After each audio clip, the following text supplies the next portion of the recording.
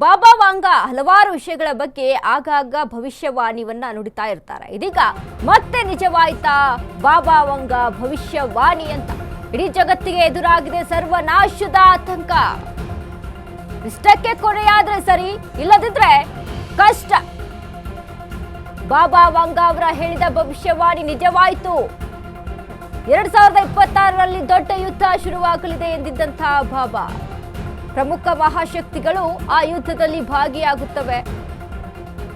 ಉದ್ವಿಗ್ನತೆ ಪ್ರಪಂಚದಾದ್ಯಂತ ಖಂಡಗಳಿಗೆ ಹರಡುತ್ತವೆ. ಇದು ವಿಶ್ವ ಯುದ್ಧವಾಗಿ ಬದಲಾಗುತ್ತದೆ ಎಂದು ಭವಿಷ್ಯವನ್ನ ನುಡಿದಿದ್ರು ಬಾಬಾ ವಾಂಗ. ಈ ಯುದ್ಧದಲ್ಲಿ ಯುರೋಪ್ಗೆ ಹೆಚ್ಚು ನಷ್ಟ ಆಗಲಿದೆ. ಇದು ಬಾಬಾ ವಾಂಗ ಅವರ ಸ್ಫೋಟಕ ಭವಿಷ್ಯ. ಅದರಂತೆ ಇರಾನ್ ಜೊತೆ ಯುದ್ಧಕ್ಕೆ ಇಳಿದಿದೆ ಅಮೆರಿಕ. ಕೊಲ್ಲಿ ಯುದ್ಧ ಈಗಾಗಲೇ ಅರಬ್ ದೇಶಗಳಿಗೆ ಹರಡಿದೆ. ಭಾರತದ ಬುಡಕ್ಕೂ ಯುದ್ಧದ ಕರಿನೆರಳು ಚಾಚಿದೆ. ಹಿಂದೂ ಮಹಾಸಾಗರದಲ್ಲಿ ಇರಾನ್ ಯುದ್ಧ ನೌಕೆ ಹೊಡೆಯಲಾಗಿದೆ. ಇರಾನ್ ತನ್ನ ಹಾರ್ಮುಜ್ ಜಲಸಂಧಿಯನ್ನ ಮುಚ್ಚಿದೆ. ಇದರ ಪರಿಣಾಮ ತೈಲ ಸಾಗಾಟ ಬಂದ್ ಆಗಿದೆ.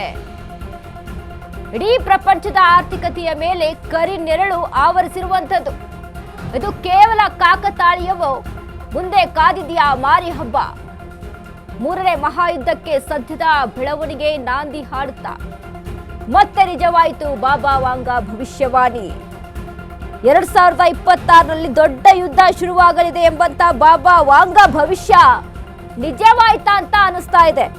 ಯಾಕಂದ್ರೆ ಪ್ರತಿ ಬಾರಿಯೂ ಸಹಿತ ಬಾಬಾ ವಾಂಗ ಹಲವಾರು ವಿಚಾರಗಳ ಬಗ್ಗೆ ಭವಿಷ್ಯವಾಣಿಯನ್ನ ನುಡಿತಾ ಇರ್ತಾರೆ. ಈಗ ಅದರಂತೆಯೇ 2026ರಲ್ಲಿ ಆರಂಭದಲ್ಲಿ ಯುದ್ಧದ ವಿಚಾರಕ್ಕೆ ಸಂಬಂಧಪಟ್ಟಂತೆ ಒಂದಿಷ್ಟು ಭವಿಷ್ಯವನ್ನ ನುಡಿದಿದ್ರು.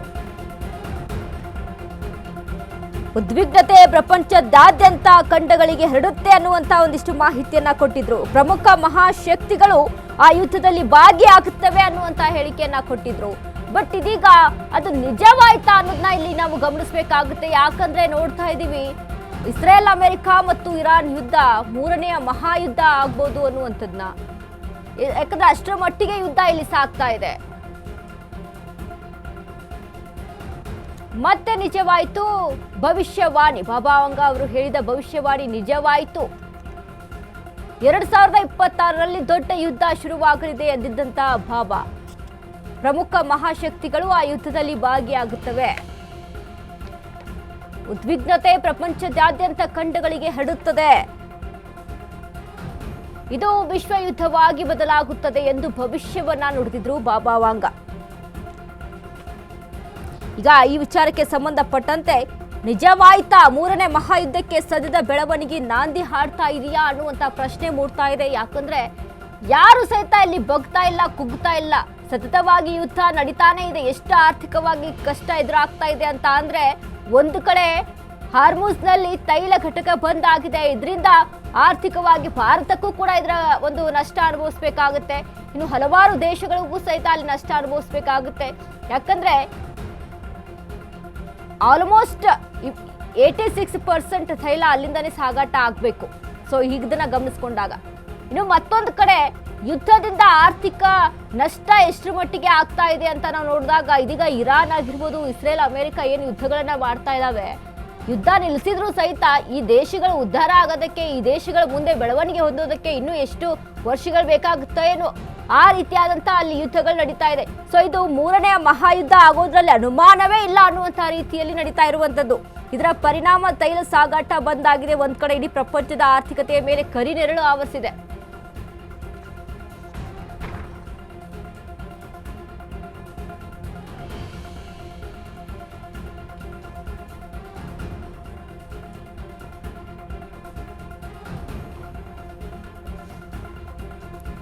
ಸೊ ನೋಡಿ, ಬಾಬಾ ವಾಂಗ ಭವಿಷ್ಯದ ವಿಚಾರಕ್ಕೆ ನಾವು ಇಲ್ಲಿ ಮಾತನಾಡೋದ್ರೆ ಎಷ್ಟೋ ಸತಿ ಕೆಲವೊಂದಿಷ್ಟು ಅಸ್ಪಷ್ಟತೆಗಳು ಇತ್ತು. ಯಾಕಂದ್ರೆ ಏನೋ ಹೇಳ್ತಾರೆ, ಬಟ್ ಅದು ನಿಜ ಆಗುತ್ತೆ ಇಲ್ವೋ, ಸುಮ್ಮನೆ ಬಾಬಾ ವಾಂಗ ಏನೇನೋ ಹೇಳ್ತಾ ಇರ್ತಾರೆ ಅನ್ನುವಂಥ ಒಂದಿಷ್ಟು ಮಾಹಿತಿಗಳು, ಒಂದಿಷ್ಟು ಜನಗಳ ಟಾಕ್ಸ್ ಆಗಿತ್ತು.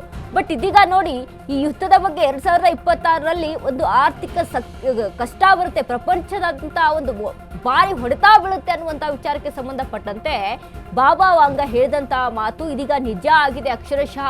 ಯಾಕಂದ್ರೆ ಇಲ್ಲಿ ನಾವು ಗಮನಿಸ್ತಾ ಇದ್ದೀವಿ, ಇರಾನ್ ಇಸ್ರೇಲ್ ಅಮೆರಿಕ ಯುದ್ಧ ಯಾವ ಮಟ್ಟಿಗೆ ಇಲ್ಲಿ ತಾರಕಕ್ಕೆ ಏರ್ತಾ ಇದೆ, ಯಾರು ಕೂಡ ಇಲ್ಲಿ ಜಗ್ತಾ ಇಲ್ಲ ಬಗ್ತಾ ಇಲ್ಲ, ಎಲ್ಲರೂ ಸಹಿತ ನಾ ಹೊಡಿ ನೀ ಹೊಡಿ ಅನ್ನುವಂಥ ನಿಟ್ಟಿನಲ್ಲಿ ಮುಂದೆ ಸಾಗ್ತಾ ಇದ್ದಾವೆ.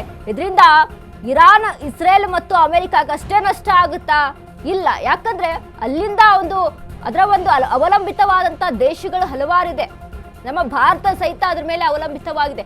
ಹಾರ್ಮುಜ್ ಜಲಸಂಧಿ ಏನು ಬಂದಾಗಿದೆ, ಅಲ್ಲಿ 700 ತೈಲ ಟ್ಯಾಂಕರ್ಗಳನ್ನ ಅಲ್ಲಿ ಸ್ಟಾಕ್ ಮಾಡಿ ಇಟ್ಕೊಂಡಿದೆ ಅನ್ನುವಂಥ ಒಂದು ವಿಚಾರಕ್ಕೆ ಸಂಬಂಧಪಟ್ಟಂತೆ ಅದರಿಂದ ಎಷ್ಟು ನಷ್ಟ ಆಯಿತು. ಇದೀಗ ನಮ್ಮ ಭಾರತ ದೇಶದಲ್ಲೂ ಕೂಡ ಪೆಟ್ರೋಲ್ ಡೀಸೆಲ್ ಬೆಲೆ ಎಲ್ಲಿಗೆ ಹೋಗ್ತಾ ಆಗುತ್ತೆ ಅನ್ನುವಂಥದ್ದು ಕೂಡ ಇಲ್ಲಿ ಗಮನಿಸ್ತಾ ಇದ್ದೀವಿ. ಸೊ ಇದನ್ನೆಲ್ಲ ನಾವು ಗಮನದಲ್ಲಿ ಇಟ್ಕೊಂಡು ನಾವಿಲ್ಲಿ ಲೆಕ್ಕ ಹಾಕೊಂಡು ನೋಡಿದಾಗ ಮತ್ತೊಂದು ಕಡೆ ರಷ್ಯಾ ಏನಾದರೂ ತೈಲದ ವಿಚಾರಕ್ಕೆ ಸಂಬಂಧಪಟ್ಟಂತೆ, ಪೆಟ್ರೋಲ್ ಡೀಸೆಲ್ ವಿಚಾರಕ್ಕೆ ಸಂಬಂಧಪಟ್ಟಂತೆ ಸಹಾಯ ಮಾಡುತ್ತಾ ಅನ್ನುವಂಥದ್ದು ಭಾರತಕ್ಕೆ ಮತ್ತೊಂದು ಪ್ರಶ್ನೆ ಆಗಿರುವಂಥದ್ದು.